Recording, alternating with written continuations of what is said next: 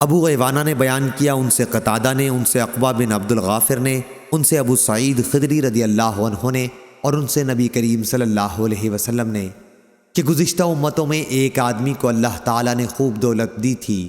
جب اس کی موت کا وقت آیا تو اس نے اپنے بیٹوں سے پوچھا، میں تمہارے حق میں کیسا باپ ثابت ہوا؟